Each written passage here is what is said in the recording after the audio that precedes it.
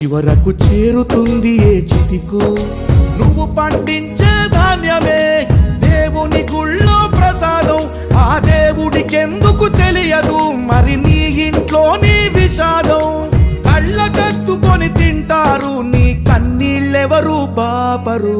రైతు రైతు రైతో పాడుగాను నీ రాతో. మెతుకు మెతుకుపై నీ చెమటున్న వెతుకులాట నీ బతుకు. చివరకు చేరుతుంది ఏ చితికో.